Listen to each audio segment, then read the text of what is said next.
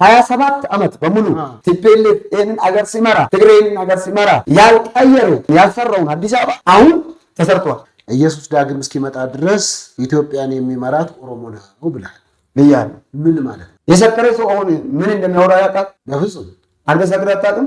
በመንፈስ ቅዱስ ከመንፈስ ቅዱስ ወደ ጌታ ሳትመጣ ሰክረህ አታውቅም? ያው በመንፈስ ቅዱስ ነው አስካር እኔ ያው ከልጅነቴ አይደለ በጌታ ቤት ነበር። እኔ ግን ሰክሬ አውቃለሁ። እሺ እኔ ደግሞ በዚህ ወንጌል ምክንያት ገምቤላ ሄጃለሁ፣ ወላይታ ሄጃለሁ።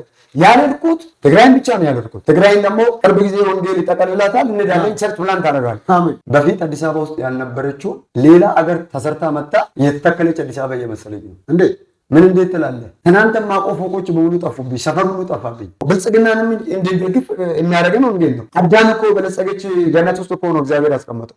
እግዚአብሔር ድህነትን አልፈጠረም፣ ድሃንም አልፈጠረም። ድሃም የሚያደርገው ባለጸጋም የሚያደርገው የአመለካከት ውጤት እንጂ እግዚአብሔር ማንንም ለድህነት አልፈጠረም። እኔ ኦሮሞ ህዝብ ተፈናቅሏል ስለ ታሪክ አንብቤ አይደለም፣ ፖለቲከኞች ስላሉት አይደለም። ኦሮሞ ህዝብ ተፈናቀለ ስለ እኔ አባቴ ተፈናቅሎ ስላየሁ የአማርኛ አዲስ አበባ ውስጥ መጥቼ አንና ምሽት አማርኛ መለየት አማርኛ ይሄ መንግስት አሁን ይሄን አገር እየመራ ያለው ይሄ መንግስት ይሄንን አዲስ አበባን ከተማ ብቻ ከአሁን በዚህ 4 እና በዚህ 3 ዓመት ጊዜ ውስጥ በተለይ ይሄንን ከጀመሩ 2 ዓመት ይመስለኛል 2 እና 3 ዓመት ጊዜ ውስጥ የሰሩት ስራ ከዚህ በኋላ ምንም አይነት ነገር ባይጨመር ከተማ ላይ ምንም አይነት ነገር ባይሰሩ ከዚህ በኋላ ለ20 ዓመት ይሄ መንግስት ቢቀጥል ምንም ነገር አዲስ አበባ ላይ ባይጨምሩ ህዝቡ አልሰራችሁም ብሎ አይወቅሳቸውም። እርግጠኛ ሆኜ እነግራለሁ። ከእግረኛ ጋር እንደዚህ የተገፋፋ ነው የምትሄደው። ይገርማል። የባጃጅ ብዛት የጀመኔ መንገዱ ጠባብ ናት፣ እየተገፋፋ ነው አይደል የምትሄደው። አሁን ግን አስፋልት ላይ ኳስ መጫወት ትችላለህ። ኢትዮጵያ የብዙ ብሔር ብሔረሰቦች ሀገር ናት። ብዙ የተማሩ ሰዎች፣ ብዙ ሀገርን የሚያቀኑ ሰዎችም አሉ። ስለዚህ ኢየሱስ እስኪመጣ ድረስ ለዘላለም ኦሮሞ ነው የሚገዛት ማለት ምን ማለት ነው? ይህንን ስለተቃወሙ ሰው ኢትዮጵያ የመጣ ሰው ኢትዮጵያ ውስጥ መዞር አይጠበቅበትም። አደራን ያየ ሰው ሙሉ ኢትዮጵያ እዛ ውስጥ አይቶ ነው ሄደው ምን አይነት አእምሮ እንደሰራ ምን አይነት እጅ እንደሰራ ይሄ መቼስ ከሰማይ እግዚአብሔር በራእይ ወይም በእነሱ አእምሮ ዲዛይን ያደረጉ ሰዎች ውስጥ ናዳሌ ጫቤሪ ውስጥ ዶክተር አብይ ውስጥ ይሄንን የሆነ ነገር በቃ እንደ ፊልም የተቀረጸ ነገር አእምሯቸው ውስጥ ገብቶ ነው እንጂ እኔ ይሄንን በትምህርት ብቻ ያመጡት ነው ብዬ ለመቀበል ይከብደኛል። በእርግጥ ኦሮሞ ውስጥ አንድ ነው። አርሲም በለው ወለጋም በለው ጉጂም ሸዋም የሚከፋፈል ህዝብ አይደለም። የአንድ ባል ልጆች የአንድ እናት ልጆች ናቸው። ስለዚህ እንደውም ከዛሬ በኋላ ኦሮሚያ ራሱ የኢትዮጵያ አሜሪካ ነው መባል አለበት። አሁን እምነቴ እዚህ ላይ ደርሶ ኦሮሚያ የምትባለው አገር ምንድነው? ኦሮሚያ የምትባለው ክልል ኦሮሚያ ክልል የኢትዮጵያ አሜሪካ ናት። የኢትዮጵያ አሜሪካ ናት። ነገር ግን ቪዛ እናስከፍላቸውም። ያለ ቪዛ ነው የምናስገባው። ፓስተር እውነቱን እንነጋገር። እንደ ዶክተር አብይ የተገፋ ሰው አለ? እንደ ዶክተር አብይ የተሰደበ ሰው አለ? ትልቁም ትንሹም ተነስቶ ዶክተር አብይን ነው የሚሰርበው። ድሮ በመለስ ጊዜ መለስ በነበረ ሰዓት ከብደ አይደለም አንተ ለመለስ ካወራ ማታ አይላንድ ይጠለጠልልሃል። ኦሮሞ ማረሰብ እኮ ከዚህ በላይ ይገባዋል። ምን ለምሳሌ አሁን ሌላ ደግሞ ልጨምርልህ። እሺ እንግሊዘኛ ቋንቋ ሁሉም አገር አይደለ ትምህርት የሚሰጠው በዓለም ላይ ኦሮምኛ ሁለተኛ ቋንቋ ይሆናል። በዚህ ቋንቋ ነግዶ ሰው ሁሉ መነገድ ስለሚፈልግ ከየአገሩ ከየዓለማት መምጣት ስለሚፈልጉ ይህንን ቋንቋ በግድ ይማራሉ።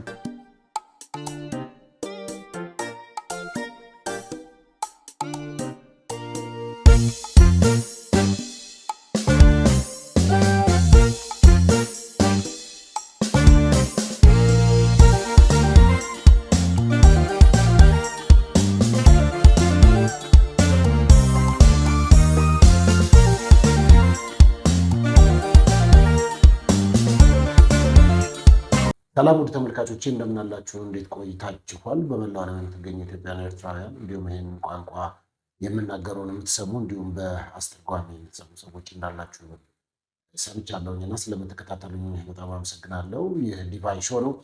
እያዘጋጀ የማቀርብላችሁ ፓስተር ሶፎንያስ ሞላልኝ ከዲቫይን መልቲሚዲያ ጋር በጋራ በመተባበር ነው ማለት ነው። የትኛውም ማስታወቂያዎችን እንዲነገርላችሁ የምትፈልጉት ነገር ካለ በዚህ ስልክ ቁጥር በቀጥታ በመደወል በዚህ ፕሮግራም ላይ የተለያዩ ማስታወቂያዎችን ልንሰራላችሁ እንችላለን። አሁን በደንብ በተደራጀ መልኩ ስለመጣን ለዛ የትኛውን ማስታወቂያ የምትፈልጉ በዚህ ጻፉ። እንዲሁም ደግሞ እከሌ ይቅረብልን፣ በዚህ ጉዳይ ተበድያለሁ፣ ምስጋና አለኝ፣ የምናገርበት ሚዲያ አጥቻለሁ፣ በነፃነት ሀሳቤ ሳይቆራረጥ የሚያስተላልፍልኝ ሰው ፈልጋለሁ ወይ ሚዲያ ፈልጋለሁ የምትሉ ከሆነ በዚህ ደውሉ፣ በቀጥታ ታገኙናላችሁ። ከኛ ጋር መልክቶቻችሁን በመላው ዓለም እናስተላልፋለን ማለት ነው።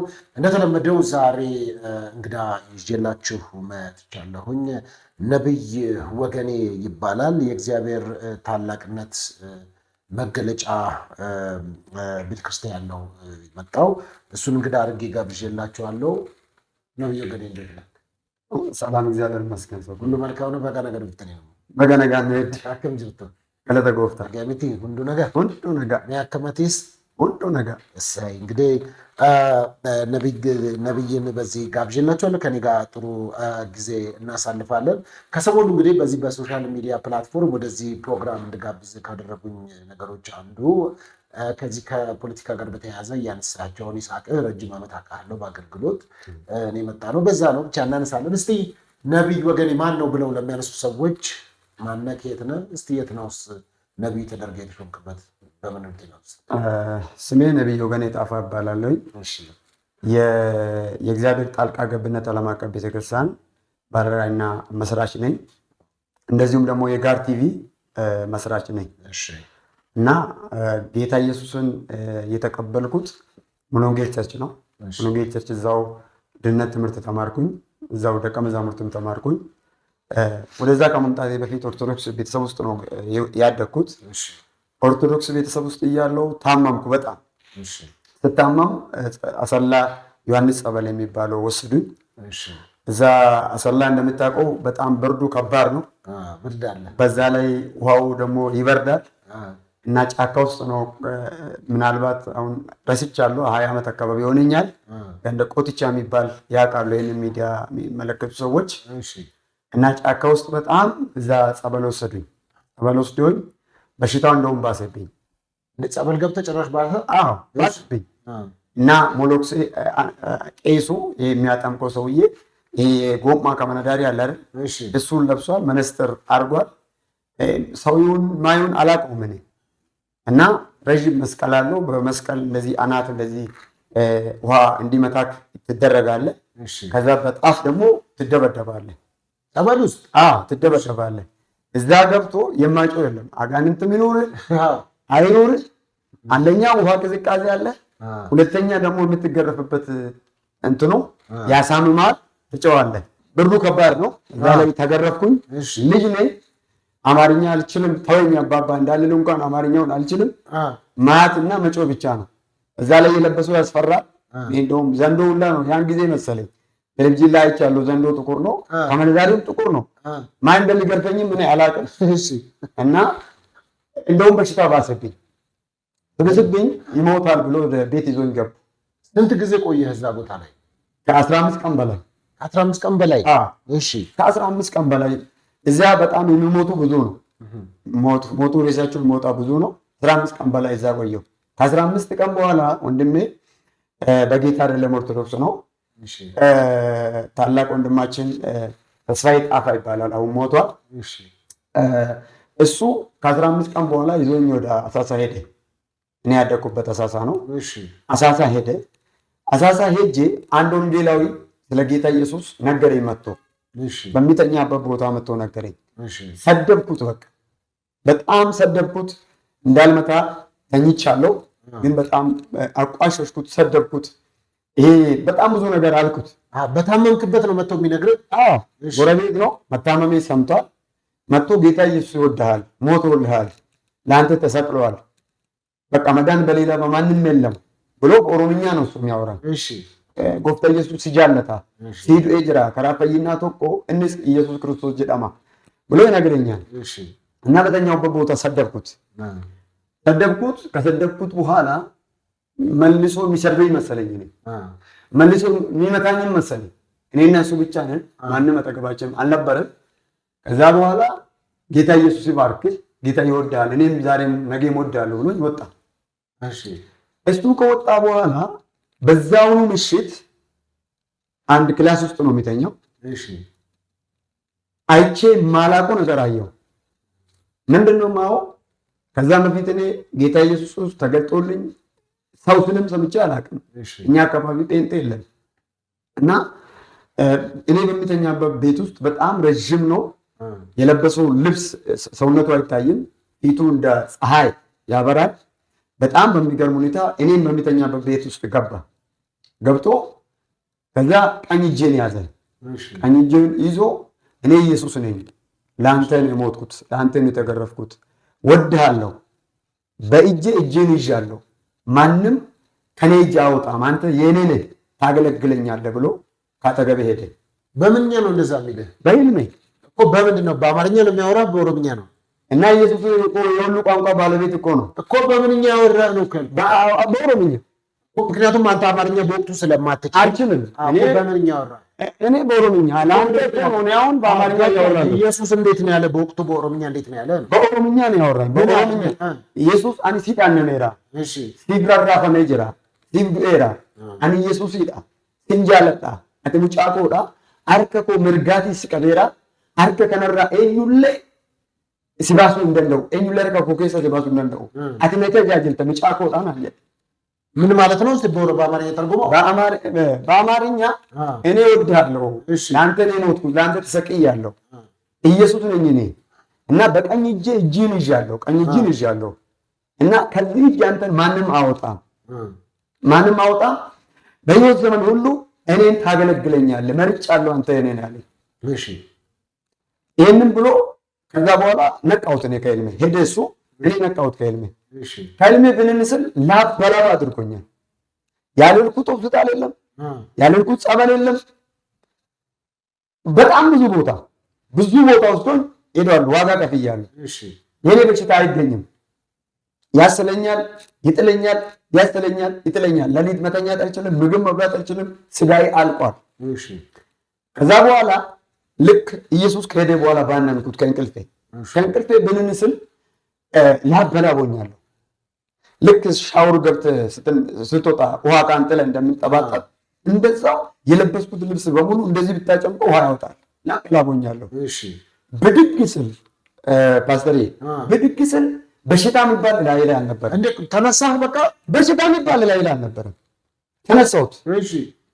በሽታ የሚባል ላይ አልነበረም። መተኛ ተቃተኝ። ቃኔ የነገረኝ እንደ ትናንት የነገረኝን ያንን ወንጌላዊ ለማግኘት በቃ መንጋት ቢያለኝ በቃ አነጋለኝ ሰዓቱ እሱን ለማግኘት። ከዛ በኋላ እንደምንም ሆኜ ሳልተኛ አደርኩ። ነጋ ቤቱ ሄድኩት።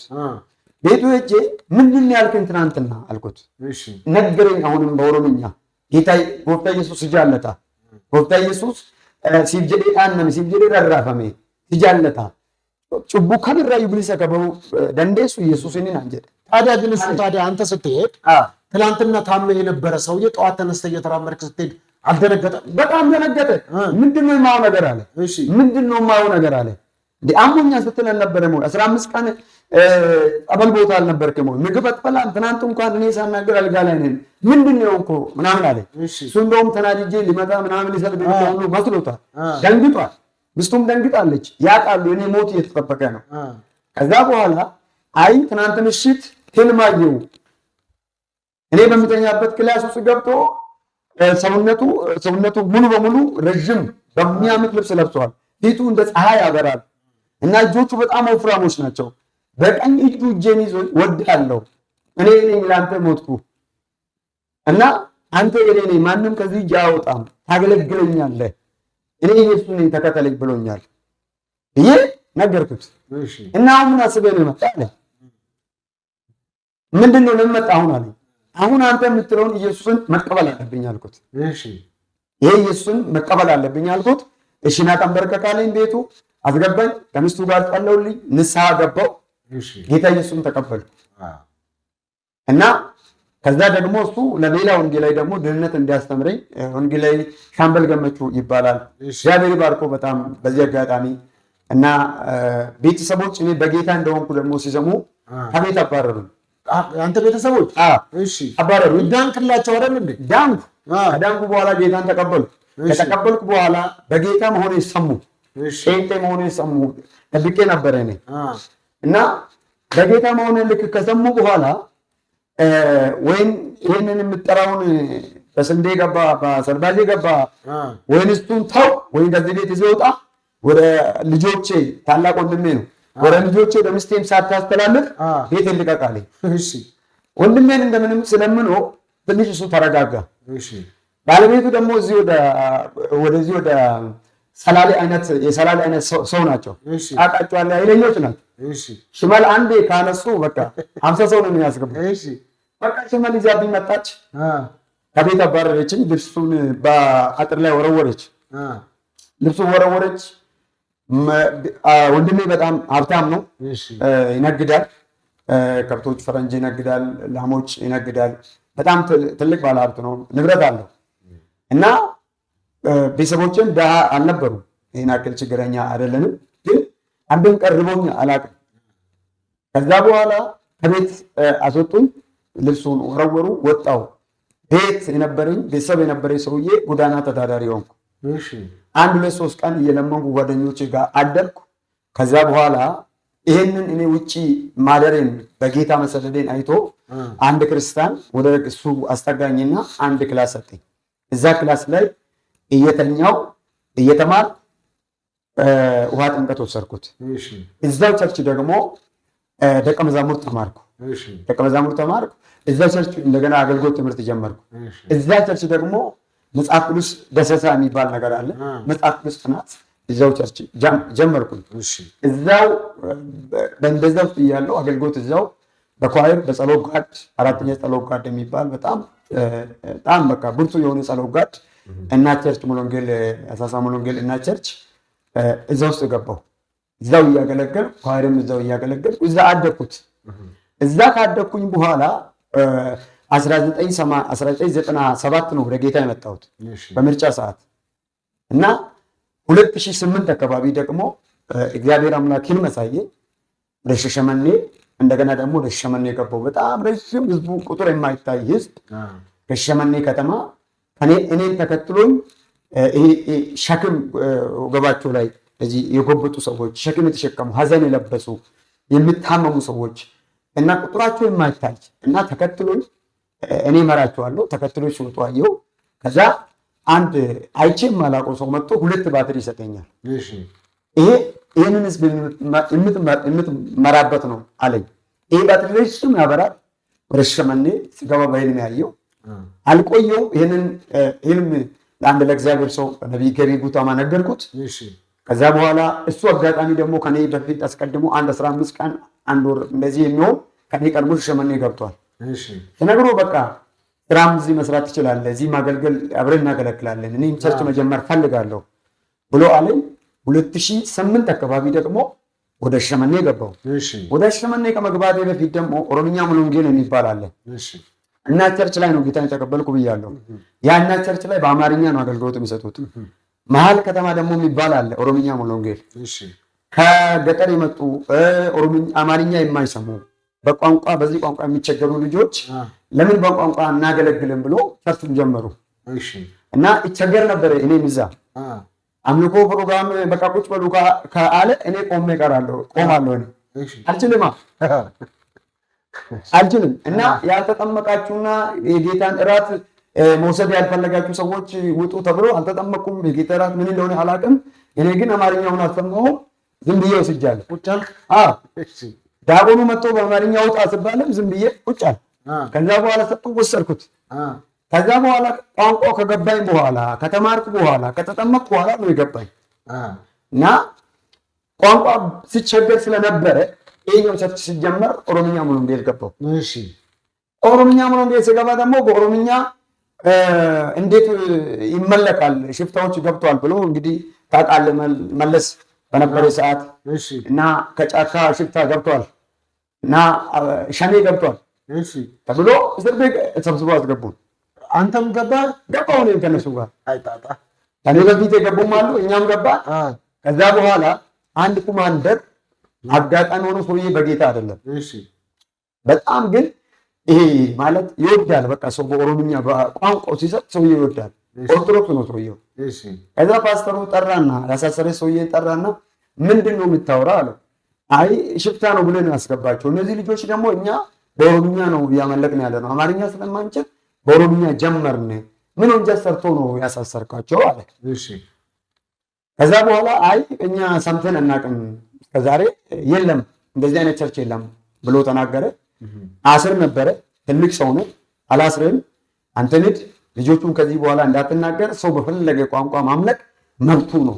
ኢትዮጵያ ህገ መንግስት የሚፈቅደው አንዱ ይሄ ነው። ሰው በራሱ ቋንቋ በራሱ ባህል በገባ መጠን የፈለገውን አምላኩ ማምለክ ይችላል ብሎ አለ። ኦሮምኛ ውስጥ እዛ ኦሮምኛ ቸርች ኦሮምኛ ወንጌል ቸርች አሁን ትልቅ ቸርች ነው እና ይትባረክ አባት ታምሩ ፓስተር ታምሩ የነበረበት ቸርች ይትባረክ ራሱ የነበረበት ቸርች እና በጣም ብዙ የተቀቡ ሰዎች የወጡበት ቸርች ነው እና ታላላቅ ሰዎች የተቀቡበት ቸርች ይታወቃል። አሁን መሀል ከተማ ነው ያለው ቸርቹ በጣም አድጓል። እዛው በኦሮምኛ ማገልገል ጀመርኩት። ስብከት የጀመርኩት በኦሮምኛ ነው። ድንገት ኢየሱስ ጌታ ነው ብዬ አልኩ። አንድ ቀን ስብከት እየሰበኩ በአማርኛ ወራ ድንገት በአማርኛ በድንገት ኢየሱስ ጌታ ነው ስል ሰው ሁሉ መደነቅ ጀመረ። አሁን አንድ ምንም ያልተማረ እንግሊዘኛ የማያውቅ ሰው ድንገት እንግሊዘኛ ቢያወራክ አትደነግጥም? እንደዛ ደነገጡ። በቃ ይሄማ ቋንቋውን ያናገረው መንፈስ ቅዱስ ነው ተባለ። እሺ በቃ እግዚአብሔር ነው አለ። አበረታቱኝ እነሱም። እኔም አማርኛ ለመልመድ በጣም ጉጉቱ አለኝ። ምክንያቱም አማርኛ በቃ ለመልመድ በጣም እንፈልጋለን። ለማገልገል አገልግሎታችን እንዲሻፋ የቋንቋ ሁሉ ባለቤት ብለን እናምናለን። ያሳደገን ህብረተሰብ እንደዛ ብሎ ነው ሁሉም ቋንቋ መልመድ እንዳለብን፣ ቋንቋ ሁሉ እንደሚጠቅም የኛ ኦሮምኛ እንዳለ ሆኖ ተጨማሪ ሌሎች ቋንቋ እንድንለምድ ነው የመከሩ። በድንገት ኢየሱስ ጌታ ነው ብዬ ተናገርኩት። ከዛ አንዳንዱ እየቻልክ ነው እንደ ሁሌ በኦሮምኛ ብሎ አንዳንድ ሀሳብ በአማርኛ ብትገልጠም ይሉኛል። በዛን ቀን ጀመርኩት። እኔ አማርኛ ከየት እንደመጣ ሳታውቀው ተሞላ አማርኛ መናገር ጀመርኩ። ምንም ዝም ብለህ ከኦሮምኛ የተነሳ አማርኛ ማውራት ጀመርኩ። እሺ አማርኛ ማውራት ጀመርኩ። እኔ ኦሮምኛ እስከ 5ኛ ክፍል ስንማር አማርኛ የሚባል ትምህርት አላየንም። እስከ 5ኛ ክፍል እስከ 4ኛ ክፍል ኦሮምኛ ነው የምትማረው። እሺ 5ኛ ክፍልም ገብተህ አንድ ክፍለ ጊዜ ነው አማርኛ የምትማረው። እሺ አንድ ክፍለ ጊዜ 40 ደቂቃ አማርኛ ትማራለህ፣ ፊደል አሁን ትማራለህ። 5ኛ ክፍል ነው እንግዲህ አማርኛ የጀመርኩት አይደለ? እና 5ኛና 6ኛ ክፍል ስደርስ በቃ ልክ ከ1ኛ ክፍል እንደጀመረ ነው እኔ አማርኛ ማንበብ የጀመርኩት። እሺ ቴዎሎጂንም በዚህ አጋጣሚ ቴዎሎጂን የተማርኩት በአማርኛ ነው እና አማርኛ በዛ ለመርኩ። እዛ ቸርች ነው ሳገለግል ነበረው። ግን ሰዎች ግን ምንም አልተደነቁም። አብራቸው ውለህ ማታ ላይ አማርኛ ማውራት ጀመርክ። ለእግዚአብሔር እኮ ይቻላል ፓስተር፣ ይቻላል። እኔ አይቻልም አላልኩም። ግን ሰዎች ላይ የሚፈጥረው ነገር እንዴት ነበረ? በጣም ደስ ብሏቸዋል። ምክንያቱም እነሱም በእርግጥ ያውቃሉ። አንዳንድ ትልልቅ ሰባኮች እኛ ጋር ይመጣሉ። አሳሳ ከቦቆጂ ከአዲስ አበባ ከተለያየ ይመጣሉ እና እንግሊዘኛ ተናገረ ሳይማር ብሎ ምስክርነት እኮ በየመድረኩ አለ። የኛ እግዚአብሔር ይችላል። እውነት ነው። ግን እንደው አንተ አማርኛ አታውቅም ብለው እንደው ቁጭ ብለህ አንተ ባለበት የተነገረ ትዝ የሚል የለም? አሁን ትዝ አይለኝም። ግን አንድ ጊዜ ምን ገጠመኝ መሰለህ? ልክ እኔ ስብከት ተሰጠኝ። እሺ ስብከት ተሰጥቶኝ በኦሮምኛ እስን ፍሮ ተዋቀዩት ብዬ ነው ያስተማርኩት። እናንተ እግዚአብሔር ወዳጆች ናችሁ። እሺ አብርሃም አመነ ጽድቅም ሆኖ ተቆጠረለት። አብርሃም እግዚአብሔር ወዳጄ አለው የሚለው ይሄ ዮሐንስ 15 ላይ ያለውን ብታምኑ ቃልን ብትሰሙ እናንተ ወዳጆቼ ናችሁ የሚለውን ቃል ነው ያስተማርኩት በኦሮምኛ። እና አንድ ሰውዬ እሱ ደግሞ ኦሮምኛ አይችልም። እሱ ኦሮምኛ አይችልም፣ እኔ ደግሞ ኦሮምኛ እችላለሁ። ሰውዬ አማርኛ ነው የሚችለው። አጠገቤ ለተቀመጠው ፓስተር እንዲህ አለው፣ ማን ነው ዛሬ የሚሰብከው አለው።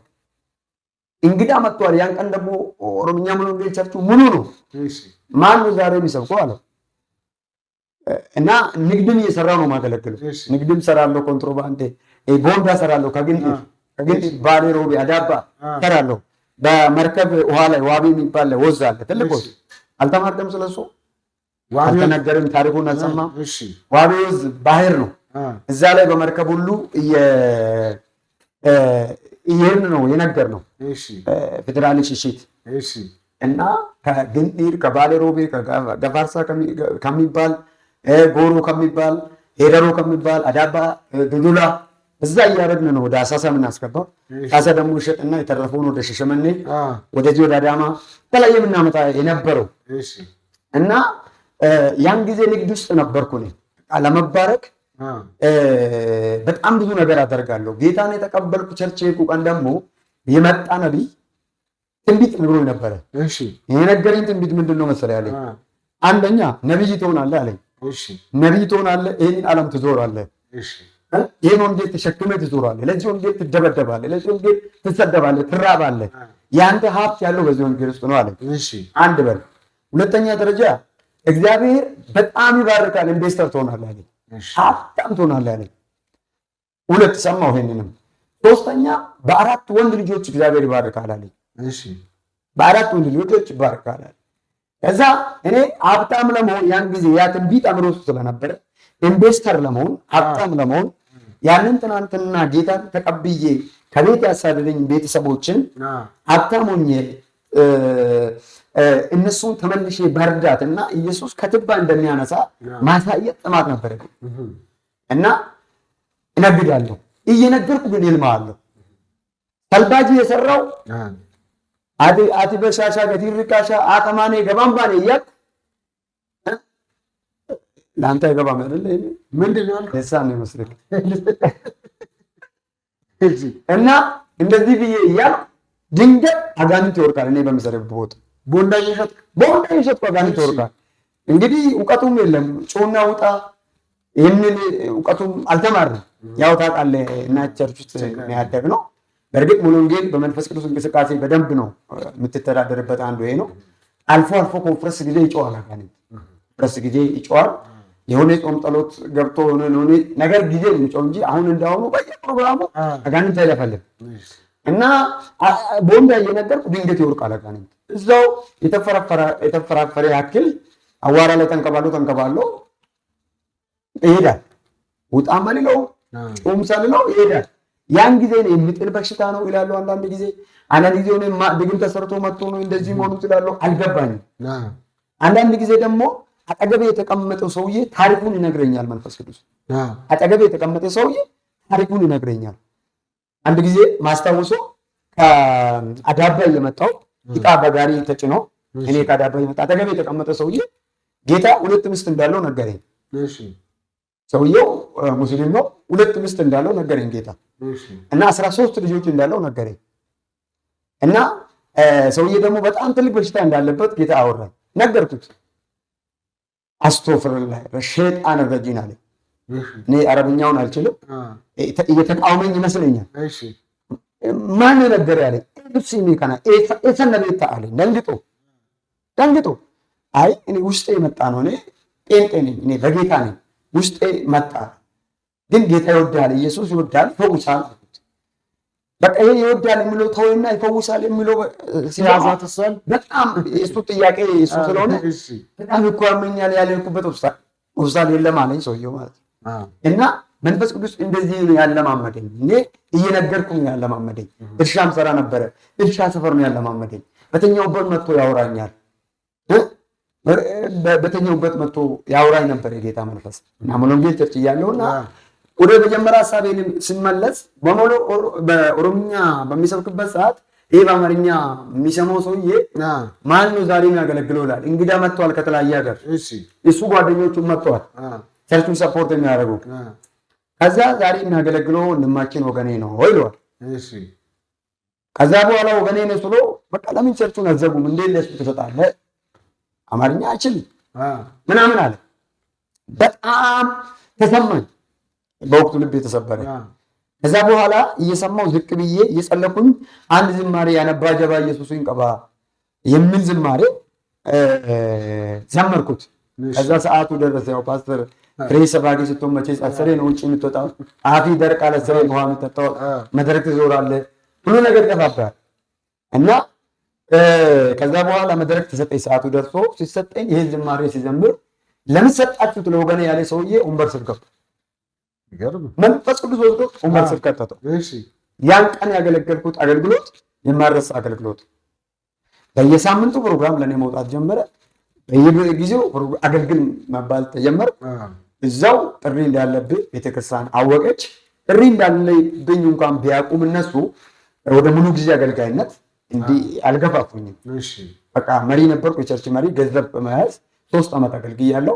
እንደገና ደግሞ ወጣቶች አሉ ኔትባረክ የነበሩበት ዓመት ከ6 ወር ቆየው ከነሱ ጋር ወጣቶች ላይ ያገለግላለሁ። በጣም ትልቅ ስራ ሰራን። የመሪነት ጊዜ ሲጨርስ ቸርችቷን ባርካኝ ሰርተፊኬት ሰጡኝ፣ መሸኛ ሰጡኝ። ከሙሉ ወንጌል ቸርች ወጣሁ። ሙሉ ወንጌል ቸርች እግዚአብሔር እንዳሳየ ወደ ሻሸመኔ ሽፍት አደረኩ ማለት ነው። ወደ ሻሸመኔ ከገባሁ በኋላ ከነብይ ገቢ ጋራ በዚህ አጋጣሚ ነብይ ገቢን በጣም ነው የምወደው፣ በጣም ነው የማከብረው። የትውልድ አባት ነው። ለእኔ ደግሞ በጣም ታላቅ ወንድሜ ነው። በጣም ነው የምወደው። እሱ ላይ ያለው ቅባት አከብርለታለሁ፣ ወድለታለሁ። ሀሳቡን ሳይፈራ ነው የምናገረው። ወንጌል ሳይፈራ ነው የሚሰብከው እና ለእኔ ደግሞ ታላቅ ባለውለታዬ ነው። ከኔ ጋር ከተወለዱ ወንድሞች ይልቅ ዛሬም ነቢይ ወገኔ ተቸግሯል፣ ግን ቀድሞ ከእግዚአብሔር ቀጥሎ የሚደርስልኝ እሱ። እውነቴን ነው የምልህ። እንደ ሻሸመኔ ላይ አንድ ጊዜ እንደውም እየሰበኩ አንድ አላንገሌ ብዬ ስም ሰጥቻታለሁ። አንድ መኪና እየነዳው አላንገሌ ማለት ሌላ ቀን ተረጉምልሃል። ምንድን ትሄዳለች አትሄድም ነው? አላንገሌ ማለት ከቤት ወጥታ ወደ ቤት የማትመለስ ትሄዳለች አትመለስም። ትሄዳለች ገራጅ ነው ብትቀረዘው፣ ገራጅም ጥሩ አይደለ ብትቀር ገራጅም መንገድ ላይ እና እሷን ስም ሰጥቻታለሁ።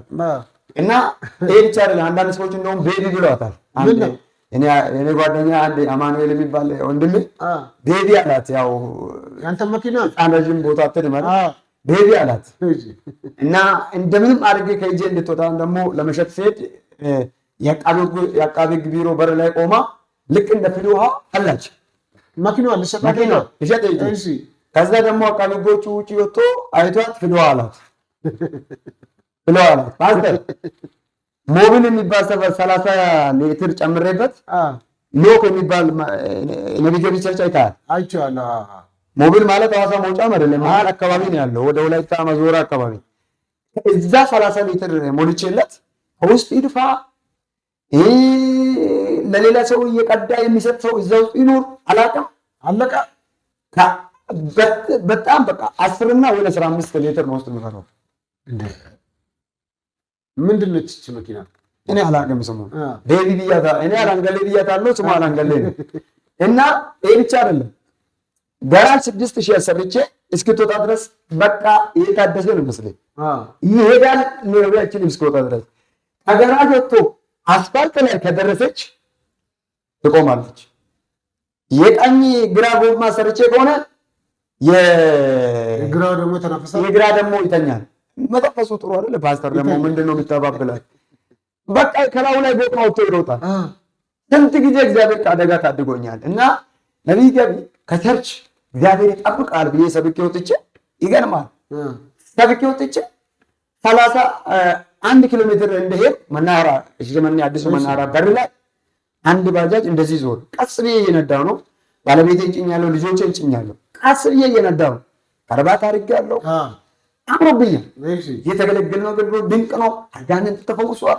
ሰው በትንቢት ተጽናንቷል። ሰው ተባርኳል። በቃ ተባርኬ ልሳን የተናገርኩ እያልኩ ቀስ ብሎ እኮ ነው ባጃጅ ዞርብኝ። ቀስ ብሎ ዞር። እሱ ጋር ስደርስ ፍሬን አልይዛለኝ። የለም ልጁ ሀገር ሰላም ነው በቃ መኪና ነው ብሎ ዞር። ከዛ በኋላ ይሄ ከኋላ ገጨሁት። ሲገጨው ፓስተር ባጃጁን አዙሮ ሌላ መኪና ጋር አጋጨው። ባጃጁን አዙሮ የባጃጁ ሹፌር አመጣና እኔ ባለበት ሹፌር ባለበት ጎማ ስር ከተተው። ከዛ ይሄ በግራ በቀኝ በኩል ተፈነከተልኝ። ሙስሊም ነው ተፈነከተ። ከዛ ወዲያው እንደምንም አድርጌ ጅፍሬን ሳብ ቆም ሄጄ ልጁን አነሳሁት። ይሄ በኦሮሞ ባህል አንድ ሰው እጅ ላይ በመኪና ይሁን በየትኛውም አደጋ ከተጎዳብህ አትሸሽም። ላዩ ላይ ነው የምትደፋው። ሆስፒታል ትወስዳለህ። ነፍሱ እንኳን ከውስጥ ወጣ ከሆነ ልብስን አውልቀህ ላዩ ላይ አድርገህ ለመንግስት አካል እጅን ትሰጣለህ ወይም ለቤተሰቦች ትሸሻለህ እንጂ አትሮጥም ስትል እና ላዩ ላይ ወደቅኩ። አነሳው። እኔ እያነሳው እያለ ፖሊስ መጥቶ ከበበኝ። ፖሊስ ከበበኝ። ልጁን ወደ አሁኑ ሆስፒታል ውስጥ አስገቡት። ፖሊሶች። ከዛ በኋላ ባለቤቴ ለነብይ ገቢ ደወለች። ስደውልለት ነብይ ገቢ እየሰበከ ነው ያለው። ያን ቀን እኔ ቶሎ ነው የጨረስኩት። ነብይ ገቢ እየሰበከ ነው ያለው። ስብከቱን አቋርጦ የመጨረሻውን ፕሮግራም አቋርጦ እየነዳ ፖሊሱ መጥቶ መንጃ ፈቃድ አንጣ እያለኝ እየጠየቀኝ እያለ አጠገቤ ነው ያለው። እሱ ዞር ስል አጠገቤ ነው። ያው ድምፁ ከፍ ያለ ነው እና በቃ እንዳትነካው ልጄ ነው አለው አለ። ከዛ በኋላ ያው ነቢይ ገቢን ያቁታል ከኔ ምልክ እሱን በደንብ ያቁታል ይቀርባቸዋል። እና ከዛ በኋላ የኔ ልጅ ነው አለ። ከዛ በኋላ ከነ መኪና ከነ ባጃጃ ወስዶኝ ቀኑ እሑድ ነው ፓስተር ምሳ አልበላንም። ከነ ሚስቴ ከነ ልጆቼ ከነ መኪና እስር ቤት ገባን። ከዛ የባጃጁ ባለቤት መጣ።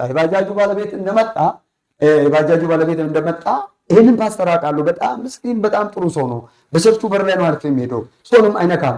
ስለዚህ ወንድሜ በሕይወት ተርፏል፣ እኔ አሳክመዋለሁ፣ ባጃጁንም አሰራለሁ። የፓስተሩን መኪና አይቻለሁ፣ ከፊት ለፊት ያለው በዋዛ ተሰባብራለች። እሱም ወጪውን ይቻል፣ እኔም ወጪውን እንችላለሁ። ከፓስተሩ አንድ ብር አልፈልግም፣ እንድታሰር አልፈልግም አለ። ልታሰር አልፈልግም አለ። ብዙዎችም በእርግጥ ያውቁናል። አብዛኞቹ እኛ የምንጸልላቸው ሰዎች ናቸው። ሪገቢም አለ። ከዛ በኋላ እኛ አናስረውም አሉ። እነሱም ለቀቁን፣ እኛ ታረቀን። በዚህ ነቢይ ገቢ አጠገቤ ነበረ። ማለት የፈለኩ ምንድን ነው፣ በየትኛውም ችግር ውስጥ ሲገባ ቀድሞ የሚደርስ ሰው ነው። የእሱ ነገር ለእኔም አይሆንም፣ የኔ ነገር ለእሱም አይሆንም። በጣም ነው የምወደው፣ በጣም ነው የማከብረው። በጣም ደግሞ ከዚህ ከደረሰበት በላይ ትልቅ ቦታ ይደርሳል ብዬ አስባለሁ። ባለቤቱ አረዙቤዳ ነው የምላት። እኔ በስም ጠርቼ አላውቅም። በሚዲያ ላይ አንተ በስም ስጠራ አይቻለሁ። እኔ ግን አረዙቤዳ ነው የምላት። አከብራታለሁ፣ ወዳታለሁ። ትልቅ የትውልድ እናት ናት። ትልቅ ቤተሰብ ናቸው። መንፈሳዊ አባቴ ነው። መንፈሳዊ አባቴ በመሆኑ ደግሞ አላፍርበትም። ይህ ወንጌልን ይወዳል፣ አገልጋዮችን ይወዳል።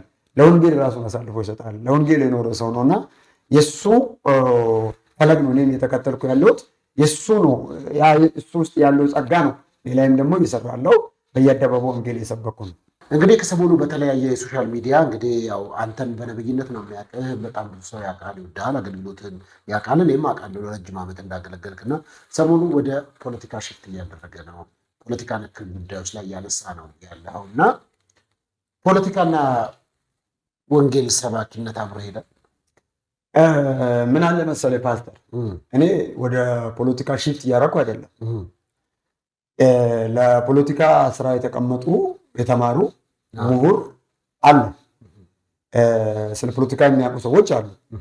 ግን ምንድን ነው መሰለህ ብዙ ጊዜ የተለመደ ነገር አለ። አገልጋይ ሲባል ወይም ነቢይ ሲባል መጽሐፍ ቅዱስ ብቻ ከፍቶ የሚያስተምር ስለ አገር ምንም የማይገባው የማይመለከት በቃ ሰማይ ብቻ ብሎ የሚያስቡ ሰዎች አሉ።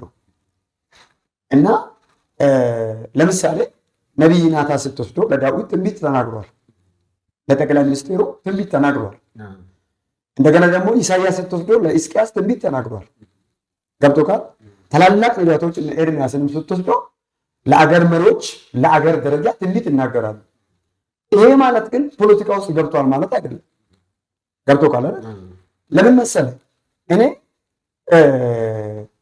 መልእክቱን ያስተላለፍኩት እግዚአብሔር የነገረኝን ነገር ነው ያስተላለፍኩት። ገብቶካል አይደል?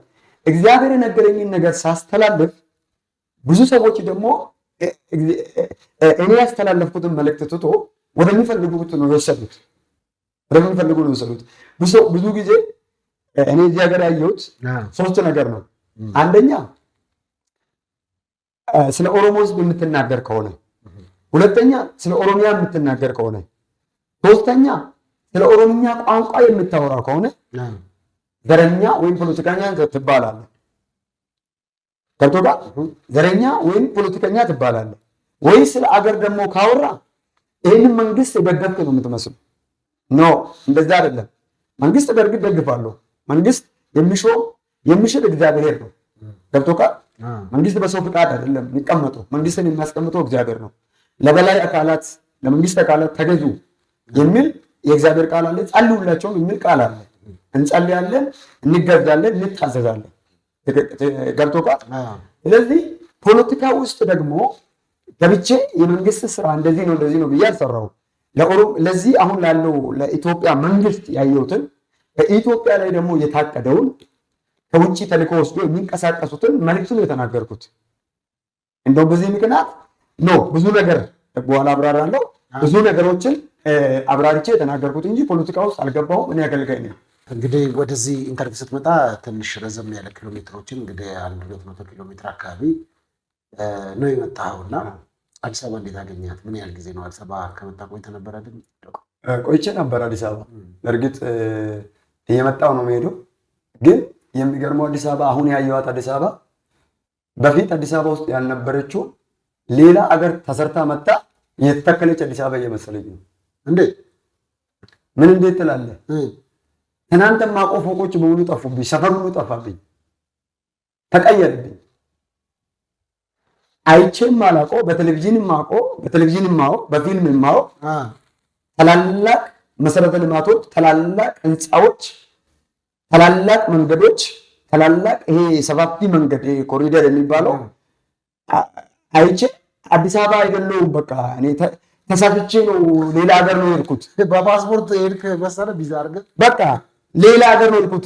በህልም ነው ያየሁት ብዬ ግራ ገብቶኝ ሰዎች እየጠየቁ ነው የት ነው ምንድን ነው የሚባለው የሰፈር ዶሮ ብዬ አውቃለሁ። ለምሳሌ እኔ ብዙ ጊዜ ከሻሸመኔ ስመጣ ማሳልፈው ወደ ሜክሲኮ አካባቢ ወይም ፒያሳ አካባቢ ነው። ከዛ ካለፈ ቦሌ ነው። ያ ቦሌ የሁሉም ሰው መሃል እና እነኚህ ሶስቱም እንደው መግለጽ አይቻልም። በቃ ከአእምሮ በላይ ነው። በምን አእምሮ አስበው እንደሰሩ ምን አይነት እጅ እንደሰራ ይህ ብቻ አይደለም። ሶፊ ወርቅ ቆይተህ ስትመጣ ሰፈሩ ተቀይሯል።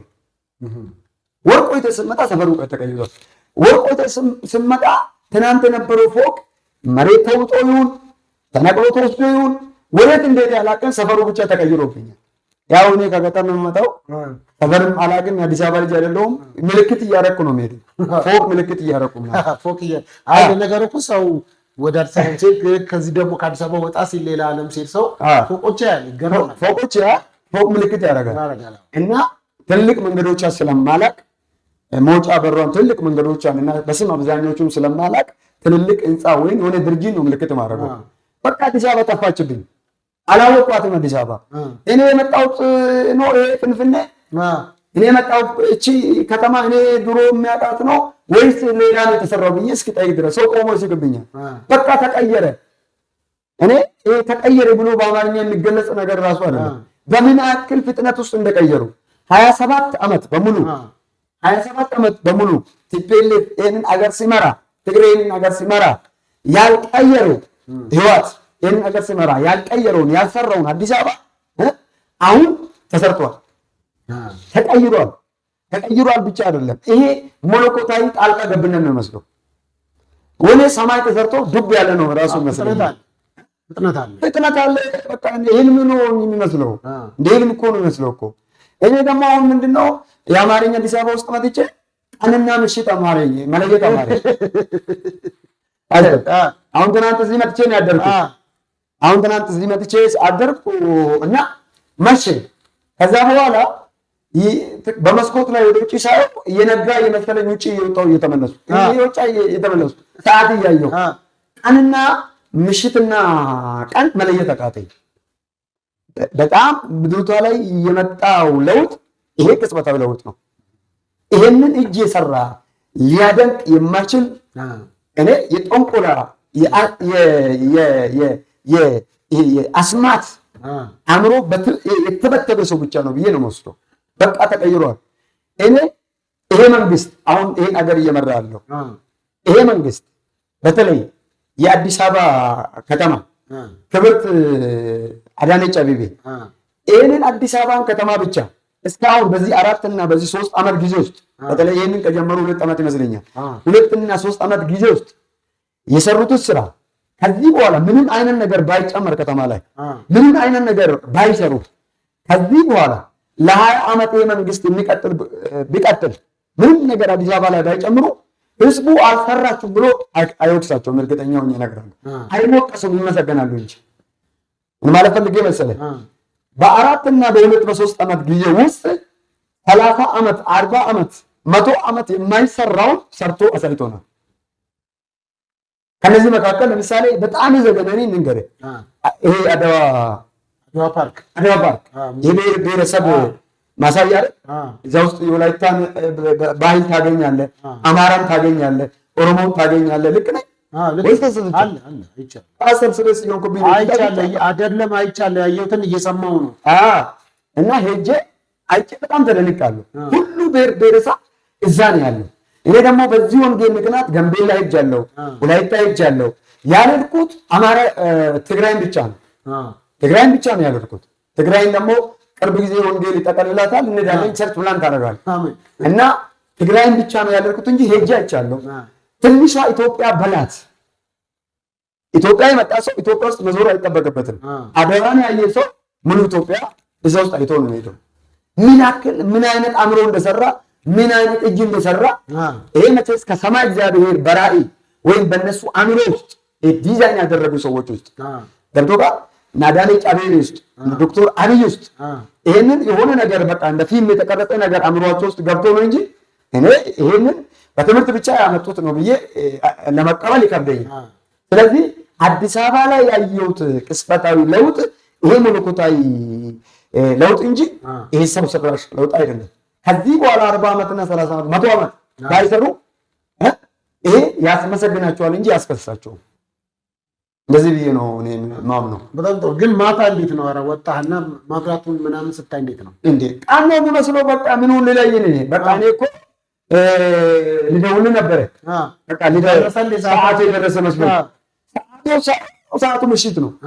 ውጪ ሲወጣ ውጪ ቀን ነው። ሰው እንደፈለገ ነው የሚሄደው። መኪና እንደፈለገ ነው የሚመላለሰው።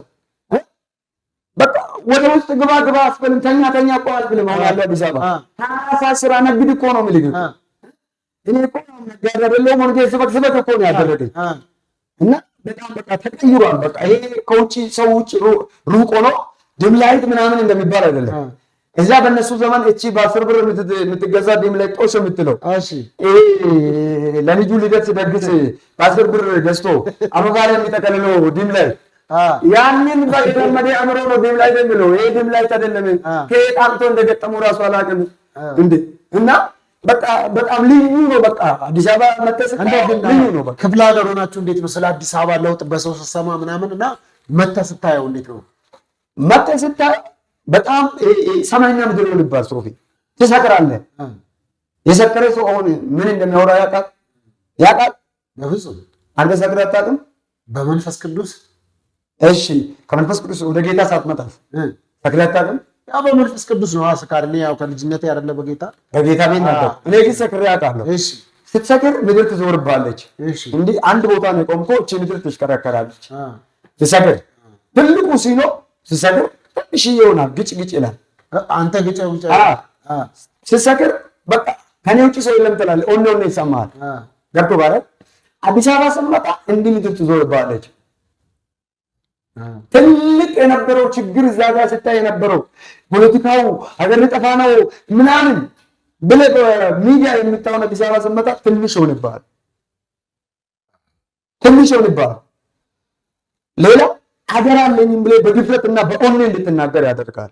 መሪን እንድትወድ ያደርጋል። ዶክተር አብይን እንድታደንቅ፣ አዳነች አቤቤን እንድታደንቅ። ሰው የሚያውቀው ነው የሚጠራው። ሌሎች ፖለቲከኞች፣ ሌሎች መሪዎች ይቅርታ ሽመልስ አብዲሳ ስታይ እንድታደንቅ ያደርጋል። ገብቶ ጋር አይደለ? በቃ ሀገር አለኝ ብለህ እንድትመካ። መቼስ ከሰማይ አንጻር ከእግዚአብሔር አንጻር እያወራን አይደለም፣ የምድራዊ ነው እያወራን ነው። ስለ ሀገር እያወራን አገር ከሌለ ደግሞ ወንጌል የለም። አገር ማድረቅ አለብን። ይሄንንም ደግሞ እያየህ እኮ ፖለቲካ ውስጥ ገባ ብሎ የሚበሳጭ ብዙ መንፈስ አለ። ስለዚህ በጣም ይሄ አገር አለኝ ብለህ እንድታደንቅ፣ መሪዎች እንድትተማመን፣ በመሪዎች የሚሰሩት ስራ አፕሪሼት እንድታደርግ፣ እንድትደግፋቸው፣ እነሱ ይህንን ራዕይ ትውልድ አምሮ ላይ እንድትሰራ ያደርገናል። ወንጌል ደግሞ ብልጽግናንም እንድንደግፍ የሚያደርገን ወንጌል ነው። አዳም እኮ በለጸገች ገነት ውስጥ እኮ ነው እግዚአብሔር ያስቀመጠው። እግዚአብሔር ድህነትን አልፈጠረም፣ ዳንም አልፈጠረም። ከብቶጋር ዳም የሚያደርገው ባለጸጋም የሚያደርገው የአመለካከት ውጤት እንጂ እግዚአብሔር ማንንም ለድህነት አልፈጠረም። ገብቶሃል አይደል? እግዚአብሔር ሲፈጥረን ባዶ እጃችን ነው፣ ግን የተሟላ ዓለም ነው ሰጠ። ሰርተን መቀየር የኛ ድርሻ። ስለዚህ ልማትን ስለምንደግፍ ይሄ አዲስ አበባ እዛ ሆነና እዚህ መጥተህ ስታይ ሰማይና ምድር ያክል ይራራቃል። ስለዚህ ለእንዲህ አይነት ሰዎች ምን ትጋብዛለህ? ምን መልዕክት አለ? ኑና እዩ ነው የሚለው። ኑና እዩ። ሶፊ አንተ አዲስ አበባ ትላለህ እኮ አዲስ አበባ ትላለህ። አዲስ አበባ ብቻ አይደለም። አሁን ጉጂ ሂድ እስቲ ሄጃለሁ። እኔ በቅርብ ወንጌል ስርጭት እወጣለሁ። ወንጌል ያልገባ አገር ሄዳለሁ። አርሲ ውስጥ ሂድ። አሁን ባለፈው ገጠር ውስጥ ነበርኩኝ። ወደዚህ ሸዋ ውስጥ ሂድ፣ ባሌ ሂድ። እዚህ አዲስ አበባ የምታየው በየከተማ እያየሁት ነው ያለሁት። ለምሳሌ አዳማ ስትሄድ አዳማ ከአዲስ አበባ በታች አይደለም። በቃ ከአዲስ አበባ ያሳል ብዬ አላስብም። እየሰሩ ያሉት ኮሪደር ልማት፣ እየሰሩ ያሉት ህንፃ፣ እየሰሩ ያሉት ፋብሪካ፣ እየሰሩ ያሉት ልማት በጣም ልዩ ነው። ቢሾፍቱ ሂድ፣ በጣም ትደነቃለህ። የዛሬ 3 ዓመት የምታውቀው ቢሾፍቱ አይደለም ያለችው። ሻሸመኔና ሻሸመኔ መተህ ታውቃለህ መቼስ ለአገልግሎት ደጋግመህ መተህ ታውቃለህ።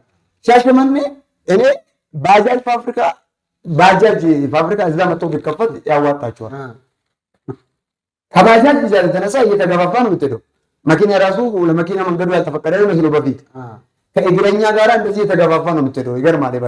የባጃጅ ብዛት ሻሸመኔ መንገዱ ጠባብ ናት፣ እየተገፋፋ ነው አይደል የምትሄደው።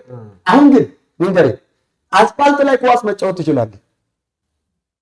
ኳስ መጫወት በጣም ሰፋፊ ነው መንገዱ ተጀምሯል።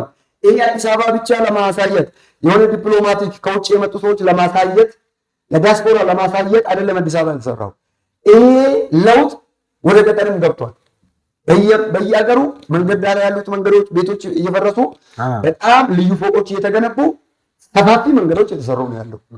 ስለዚህ እኔ የሚመክራቸው አንደኛ እዚህ መጥቶ እንዲያው፣ ሁለተኛ ደግሞ እዚህ መምጣት የማይጠበቅባቸውም ሻሸመኔ ውስጥ ያሉ እንኳን ለውጥ አለ። ሻሸመኔ የሚኖሩ ገጠር ላይ ያሉ ሰዎችም ገጠር እየፈረሰ ያለው አሁን መንገዱ ስፋቱ ሲያዩት ይደነቃሉ ብዬ በጣም ተስፋ አደርጋለሁ። በጣም ጥሩ። ወክ አደረግ ግን ይሄ ኮሪደሩ ላይ ወክ ምናምን አደረግ አየህ? አየሁት። በጣም ሞከርክ? እንዴት ነው? በጣም እንደ እኔ ታክሲ እኮ በቃ ተውኩ እኮ እኔ ተውኩ እኮ ታክሲ አልኩት። እኔ በፊትም ታክሲ ባይዘው የሚጠቀመው እኔ እንዳልጠፋ ነው አዲስ አበባ ውስጥ አላውቅም። አሁን ግን እንደው ይህንን ኮሪደር ላይ በዚህ ኮሪደር መንገድ ላይ እየሄድኩ ልጥፋ ብዬ ጉዞ ረዥም ጉዞ አድርጌ ነው የመጣው። በጣም አሁን ረዥም ጉዞ እጄ ነው መጣው በእግሬ። ይሄ ካምብሪጅ አካባቢ ነበርኩ። ይሄ ሰፈር ምንድን ነው? እዚህ ፍየል ቤት ነው። ውስጥ አድርጌ ይህንን መንገዱን እያየሁ እየተደነቅኩ ነው በእግሬ የመጣሁት። ይገርም ነው በጣም እንደው በጣም ጥሩ። ታዲያ ይህንን ካነሳን እንግዲህ ስለ አዲስ አበባ እንግዲህ ይህን ብልሃል። ከዛ ኢየሱስ ዳግም እስኪመጣ ድረስ አልክ። ቪዲዮም ስላለኝ ቪዲዮዎቹም አሉኝ። ኢየሱስ ዳግም እስኪመጣ ድረስ ኢትዮጵያን የሚመራት ኦሮሞ ነው ብለሃል ብያለሁ። ምን ማለት ነው? ምን ማለት መሰለህ ፓስተር፣ ሙሉ አይደለም። ኢትዮጵያ የብዙ ብሔር ብሔረሰቦች ሀገር ናት። ብዙ የተማሩ ሰዎች፣ ብዙ ሀገርን የሚያቀኑ ሰዎችም አሉ። ስለዚህ ኢየሱስ እስኪመጣ ድረስ ለዘላለም ኦሮሞ ነው የሚገዛት ማለት ምን ማለት ነው? ይህንን ስለተቃወሙ ሰዎች ከየት ነው ያመጣው? ከእግዚአብሔር ሰምተህ ነው? የራስ ሀሳብ ነው? ምንድን ነው? እንዴት መሰለህ ሶፊ፣ ብዙ ጊዜ ሰዎች የሚፈልጉትን እንጂ የሚሰሙ ያንተን ሀሳብ አይሰሙልኝ። ይህን ሀሳብ እንዴት ነው ያልኩት? ይታወቃል። ኢትዮጵያ የብሔር ብሔረሰብ ሀገር ናት። ወደ 80 ምናምን ብሔር ብሔረሰብ አለ ተብሎ ይገመታል። ለዚህ ብሔር ብሔረሰብ ኢየሱስ ሞቶላቸዋል። ለዚህ ብሔር ብሔረሰብ ኢየሱስ ሞቶላቸዋል። እኔም ቅባቴ ለሁሉም ብሔር ብሔረሰብ ተቀብቻለሁ። እስኪ እንስማውና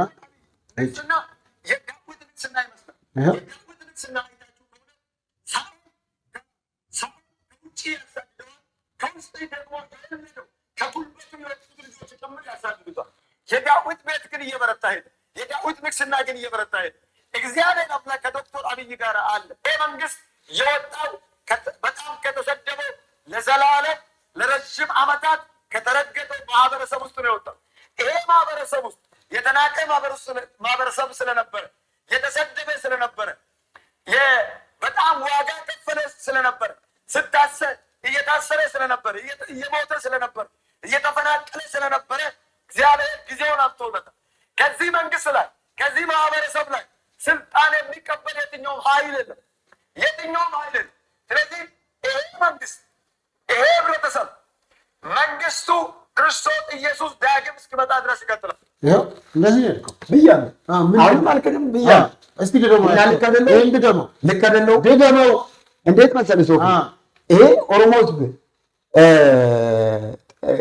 ከኢትዮጵያ ኦሮሞ ህዝብ አንዱ ብሔረሰብ ነው አይደለ? አንዱ ብሔር ነው፣ ኦሮሞ ህዝብ ነው። እግዚአብሔር ኦሮሞን አድርጎ ፈጥሮታል አይደለ? የራሱ ባህል ያለው የራሱ ቋንቋ ያለው ራሱ ሰፊ መሬት ያለው ሰፊ ህዝብ ነው። እግዚአብሔር ያሰፋ ህዝብ ነው። ገብቶታል? ይህ ህዝብ ግን ሰፊ ሆኖ ሳለ፣ ይህ ህዝብ ግን ብዙ ሆኖ ሳለ፣ ይህ ህዝብ ግን በኩር ሆኖ ሳለ፣ በዚህ ሀገር ላይ ትልቅ ህዝብ ሆኖ ሳለ እንደ ትልቅነቱ አልኖረም። እየተገፋ ነው የኖረው፣ እየተፈናቀለ ነው የኖረው። ለምሳሌ እኔ ታሪክ አንብቤ አይደለም ነገር እኔ አባቴ ተፈናቅሏል። ሄድ ነው እዚህ ሱሉልታ አካባቢ ሱሉልታን አለፍ ብለህ እዚህ ሸዋ ውስጥ አባቴ ሸዋ ኦሮሞ ነው። እናቴ ናት አርሲ። እናቴ አርሲ ናት። አባቴ ሸዋ ኦሮሞ ነው። ከዚህ አካባቢ ነው ኃይለ ሥላሴ ያፈናቀለው። ከመሬቱ ላይ የአባቴ ዘር በሙሉ ያፈናቀሉ ከዚህ ተወስዶ አርሲ ነው የሄዱት። በእርግጥ ኦሮሞ ህዝብ አንድ ነው። አርሲም በለው ወለጋም በለው ጉጂም ሸዋም የሚከፋፈል ህዝብ አይደለም። የአንድ አባት ልጆች የአንድ እናት ልጆች ናቸው። አንድ ብሔረሰብ ነው። አንድ ቋንቋ፣ አንድ ባህል ያለው ህዝብ ነው። ነገር ግን ከቀዩ ላይ ከዚህ ከምኖርበት ተፈናቅሎ የወጡት አባቴ ከዚህ ሸዋ ላይ ነው። እኔ ኦሮሞ ህዝብ ተፈናቅሏል ስል ታሪክ አንብቤ አይደለም፣ ፖለቲከኞች ስላሉት አይደለም። ኦሮሞ ህዝብ ተፈናቀለ ስለ እኔ አባቴ ተፈናቅሎ ስላየው አባቴ ስለተፈናቀለ ነው።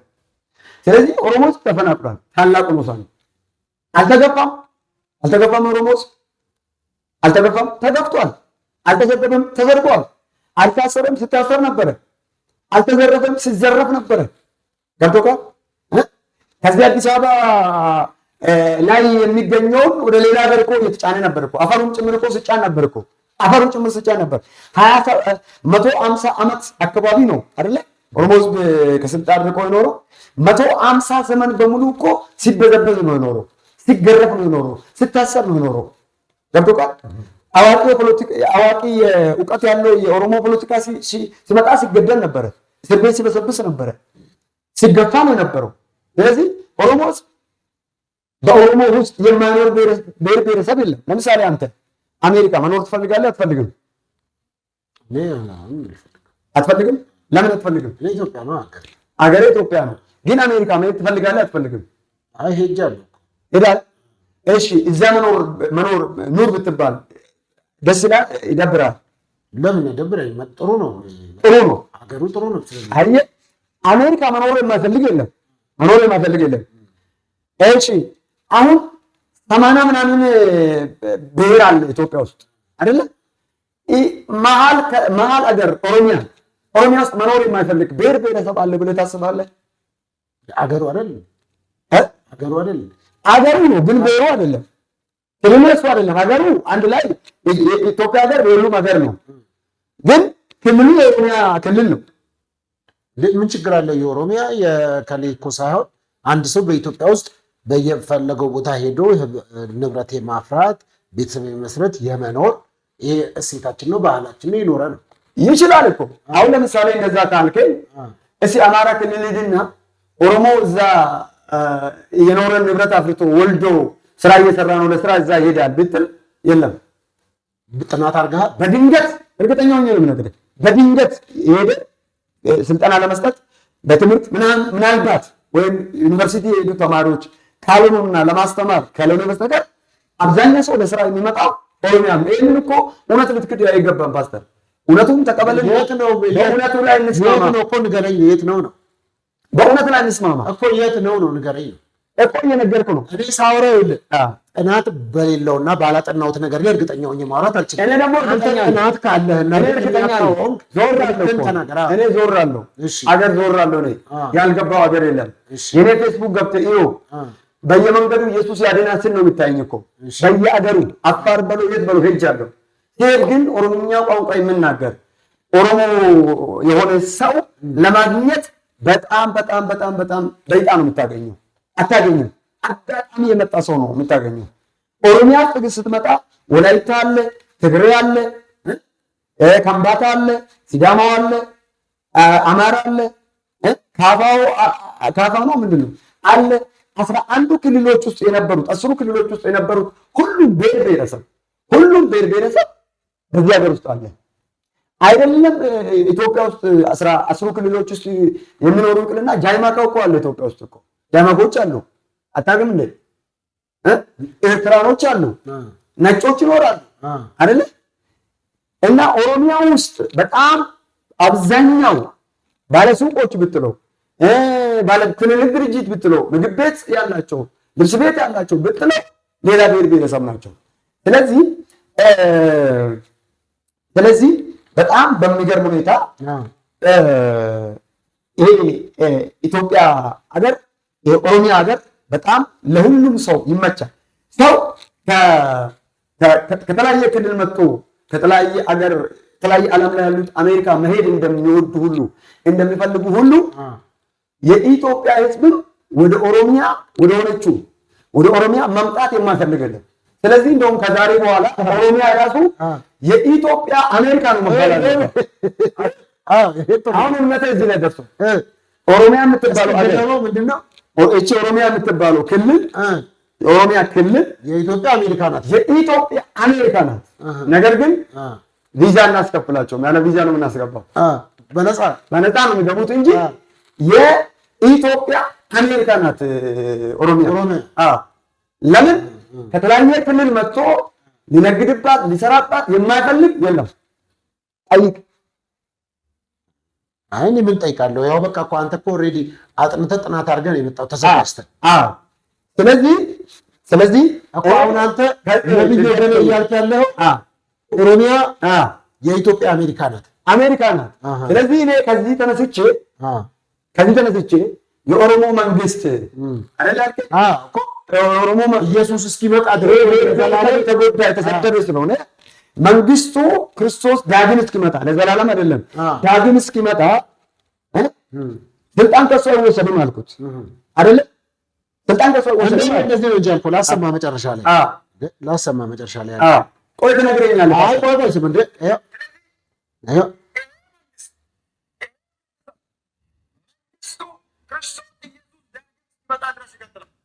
ዳግም እስኪመጣ ድረስ ይቀጥላል። አሁንም አልሽሮም ይቀጥላል እኮ። ታዲያ ያ ማለት እኮ ምንድን ለዘላለም ነው ማለት ነው። ክርስቶስ መጥቶ 1000 ዓመት ምድር ላይ ከነገሰ በኋላ ነው ዘላለም የሚባለው የሚቀጥለው። አይ አይደለም። ይሄው እያልክ ያለው እኮ ኢየሱስ እስኪመጣ ዳግም ነው የሚለው። እሺ ኢየሱስ ዛሬ ሊመጣ ይችላል። ኢየሱስ ዛሬ ሊመጣ ይችላል። የዛሬ 1000 ዓመት ሊመጣ ይችላል፣ አይታወቅም። ስለዚህ ዛሬም ከመጣ እሱ ነው የሚቀጥለው። የዛሬ 1000 ዓመት እንዲሆን እንደዛ እያልክ ነው። ኢየሱስ መቼ እንደመጣ አይታወቅም። ማንም ነብይ አያውቅም። ኢየሱስ ምጽአት የሚያውቅ ነብይም የለም። ለማንም አይነገርም። ኢየሱስ የዛሬ ዓመት ሊመጣ ይችላል፣ 5 ዓመት ሊመጣ ይችላል። እሱ እውነት ነው። ገብቶሃል አይደል? እሱ እውነት ነው። እኔ እኮ ለዚህ ኦሮሞ ማህበረሰብ እኮ ትንሿን ነገር ነው እኮ የተናገርኩት። ኦሮሞ ማህበረሰብ እኮ ከዚህ በላይ ይገባዋል። ምን ለምሳሌ አሁን ሌላ ደግሞ ልጨምርልህ። እሺ እንግሊዘኛ ቋንቋ ሁሉም ሀገር አይደለ ትምህርት የሚሰጠው? በዓለም ላይ ኦሮምኛ ሁለተኛ ቋንቋ ይሆናል በዓለም። አንደኛ እንግሊዘኛ ልክ እንግሊዘኛ ትምህርት እንደሚሰጥ በየአገሩ ኦሮምኛ ቋንቋ ትምህርት ይሰጣል። ትንቢት ነው የኦሮሞ ጥያቄ። ሁለት ነገር ነው፣ ሁለትና ሶስት ነገር ነው እኮ። አሁን የተናገርከው ትንቢት ነው ወይ? አዎ ትንቢት ነው የምትናገረው። ለስንት ከመቼ ወዲህ ይሆናል? ቀጥታ ስፔሲፊክ የሆነ እግዚአብሔር ተናግሮ ከሆነ ከእንግሊዘኛ ቀጥሎ ዓለም ላይ ኦሮምኛ ትምህርት ይሰጣል ይነገራል እያለ ይሄ እምነቴ ነው። ለያገረ ተቆጣጣሪ መስጠኛ ነው ባስታ ትንቢት አሁን ይሄ እምነቴ ነው። የእምነት ትንቢት እሺ እምነቴ ነው። ለዚህ ብሔረሰብ ለዚህ ማህበረሰብ ለዚህ ለኦሮሞ ሕዝብ ለተወለድኩበት ሕዝብ ይሄ እምነቴ ነው። እሺ መጽሐፍ ቅዱስ እኮ ሲናገር እኮ ማንም ትንቢት የሚናገር ሰው ቢኖር ነው የሚለው እንደ እምነቱ መጠን ይናገር ነው የሚለው። በቃ የእምነቴ መጠን እኔ ለኦሮሞ ሕዝብ ትንቢት አልከኝ። ኦሮምኛ ቋንቋ በዓለም ላይ እንግሊዘኛ በየሀገሩ እንደሚናገር ትምህርት እንደሚሰጥ በየሀገሩ ትምህርት ይሰጣል። ያምን ብለህ ጠይቀኝ። አዎ አሜን ስትል ነው ያው አሜን አይታለ። አሁን ለምን መሰለህ ለምን እንደዛ ለመሆን ታውቃለህ? አሁን እቺ ኦሮሚያ የምትባለው ክልል የተረገጠች እኮ ምድር ነች እኮ። ኦሮሚያ ውስጥ እኮ ያለው ሀብት እንዳይመስልህ እኮ ማዕድን አለ እኮ እግዚአብሔር ከተማ ይሰጣት። አንድ ሀገር ሄጃለሁ ጉጂ ውስጥ። የጉጂ ሰዎች ያውቃሉ ቃንትቻ የሚባል ሀገር። የሚገርመው 27 ማዕድን አይነት አለ ይባላል። ኤምራንድ አለ ስሙ መጥራት አይችልም። ከዛ ጉለ ወርቅ አለ አፈር ሁሉ ማዕድን ነው። ብቻ አይደለም። እሺ ኦሮሚያ የቡና ሀገር ነው። እሺ በጣም ብቻ አይደለም። ማዕድን፣ ጋዝ ገብቶታል። ጋዝ በጣም ነዳጅ፣ ትልልቅ ነገሮች ኦሮሚያ ውስጥ ነው ያለው። ኦሮሚያ በጣም ስለምትበለጽግ የምትበለጽገው ብቻን አይደለም ከክልል ከከተሞች ከሌሎቹ ከብሔር ብሔረሰብና ክልሎች ጋር ትበለጽጋለች። ግን ኦሮሚያ ደግሞ በጣም ኢኮኖሚያ በጣም ትልልቅ ማዕድናት፣ ትልልቅ ሀብት፣ ትልልቅ ነገሮች ከኦሮሚያ ውስጥ ስለሚፈልቅ ከዚህ ህብረተሰብ ጋር በዚህ ቋንቋ ነግዶ ሰው ሁሉ መነገድ ስለሚፈልግ ከየአገሩ ከየዓለማት መምጣት ስለሚፈልጉ ይህንን ቋንቋ በግድ ይማራሉ።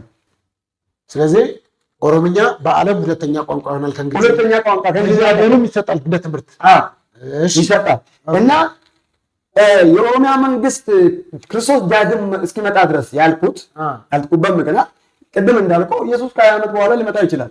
አሁን ኢንተርቪው ያደረግን ሊመጣ ይችላል፣ አይታወቅም። ገብቶ ካለ ኦሮሞ ጠቅላይ ሚኒስቴር ሆነ ስልጣን ይዟል ማለት ሌላ ሰው ሚኒስቴር አይሆንም እያልኩ አይደለም። ሌላ ሰው መሪ አይሆንም እያልኩ አይደለም። ሌላ ሰው መንግስት አይሆንም እያልኩ አይደለም። ገብቶ ካለ አሁን ይህንን ሀሳብ ይዘው የተነሱት ኦሮሞን የሚጠሉ ሰዎች አሉ። ኦሮምኛ ስነገር ስለ ኦሮሞ ስታወራ፣ ስለ ኦሮሞ መንግስት ስታወራ ገብቶ ካለ የማይጠሉ የሚከነክናቸው ሰዎች አሉ። ስለዚህ ይሄው ነገር ለምሳሌ እግዚአብሔር አብ እኮ አብርሃምን ውጣ አለው። ውጣ ብሎ ተመለስ ብሎታል? እሺ እስራኤልን ከግብፅ ውጣ አለው። ወደ ግብፅ ተመለስ ብሎታል? እሺ እኛን ክርስቶስ መጣና ከጨለማ ወደሚደነቅ ብርሃን ጠራን። ወደ ጨለማ ተመለሱ ብሎናል? አላለም።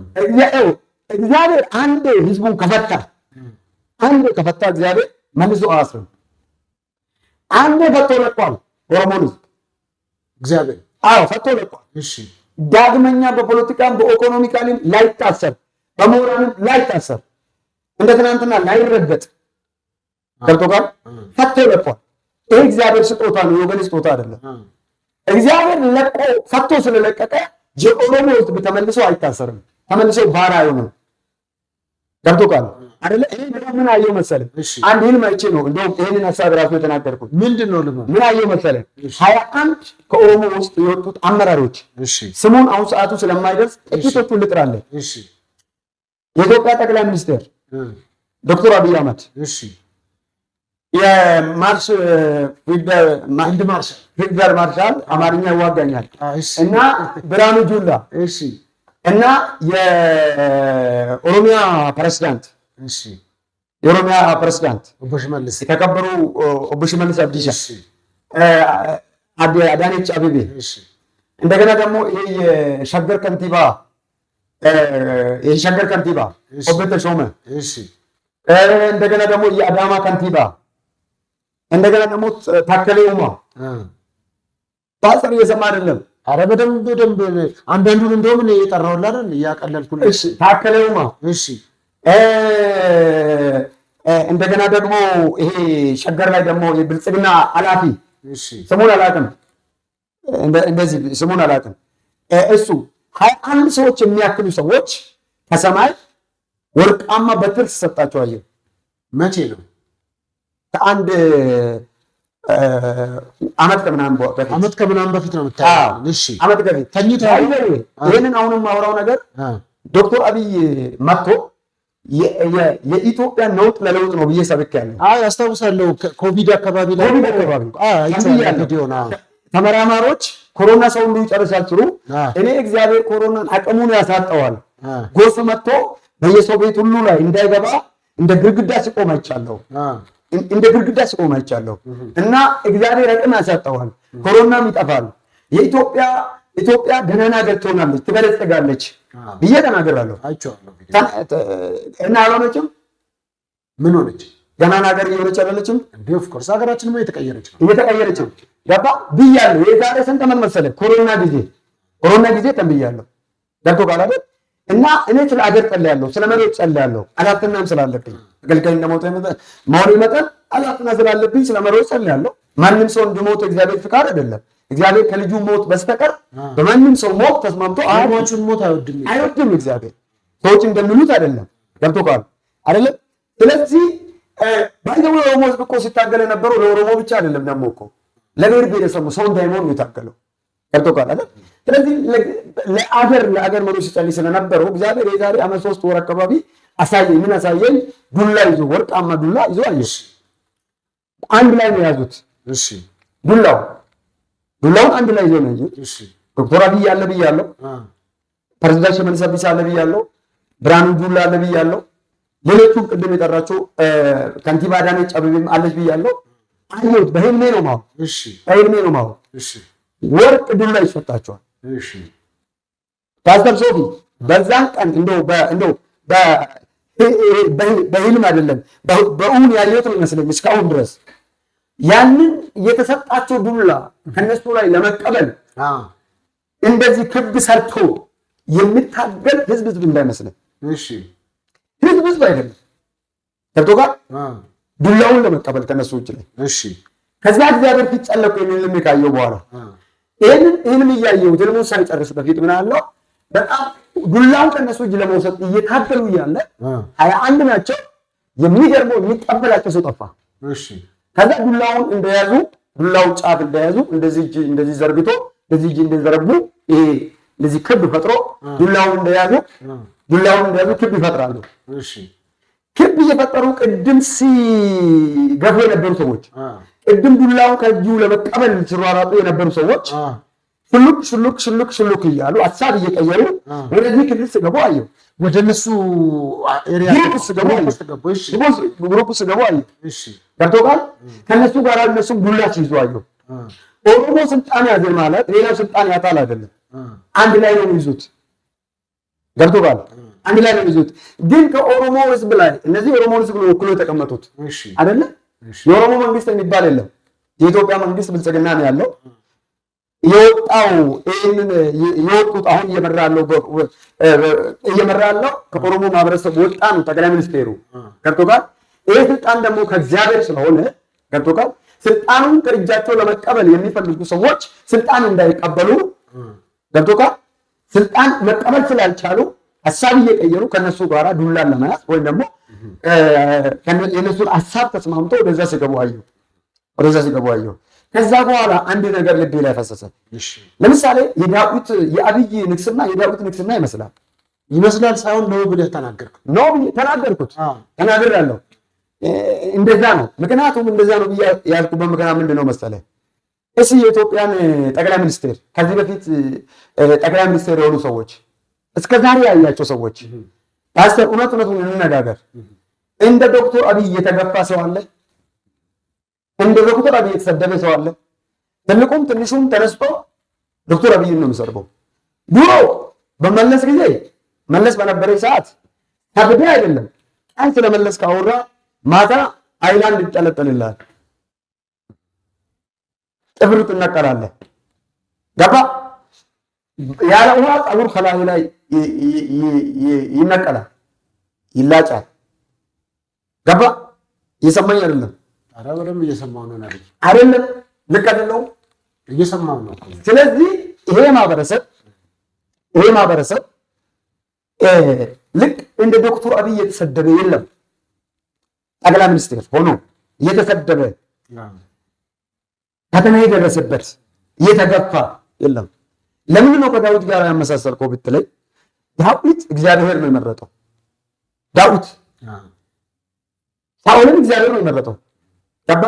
ሳኦል አመት ሲያደርግ አልታዘዝ ስል አሜሪካንን ጨርስ ባል እምቢ ስል እግዚአብሔር ናቀው አይደል? ዳዊትን ቀባ። ዳዊት ሲቀባ ሳኦል ተነሳበት አይደል? ከውጭ ሳኦል ያሳድደዋል። ከውጭ አኪጦፍ የሚባል ሰውዬ ይመክርበታል። ምክሩ እንደ እግዚአብሔር የሆነ ሰውዬ ልጆቹን ይመክርበት ነበር። ፓስተር ከውጭ እኮ የሚመጣውን ቢያንስ እኮ ችለህ ትኖራለህ። ልጅ የወለድከው ልጅ ሲነሳብህ እንዴት ትሆናለህ? ዳዊት ላይ እኮ ልጁ ነው የተነሳው። ልጅ ነው የተነሳው፣ የወለደ ልጅ። የዳዊቱ ከውጭም ነው ከውስጥም ነው። ስለዚህ በዚህ ሁሉ ግን ዳዊት እየበረታ አይደለ ሄደው? የዳዊት አምላክ እግዚአብሔር ከሱ ጋር ነበር። ዳዊትም እየበረታ ሄደ። የሳኦል ቤት የደከመ ሄደ፣ ዳዊት ቤት ደግሞ እየበረታ ሄደ አይደል የሚለው? ስለዚህ ዳዊት እየበረታ ሄደ። ዶክተር አብይ ገና ከመምጣቱ እኮ ነው ስንት ጊዜ ሞት ግድያ የተደረገበት፣ ስንት ጊዜ መፈንቅለ መንግስት የተደረገበት። ስንት ከውጭም ይገባል ከውስጥም ይገባል። ጦርነት ውስጥ ላይ ይቀሰቅሳሉ፣ ውስጥ ላይ ይቀሰቅሳሉ። ገብቶሃል? ስለዚህ የዶክተር አብይ ንግስና ልክ የዳዊት ንግስና አይነት ነው። የዶክተር አብይ ንግስና ከእግዚአብሔር ስለሆነ ይቀጥላል። የትኛውም ኃይል ስልጣን ከእጁ ላይ ቁጭ ብሎ ከእጁ ላይ አይወስድም።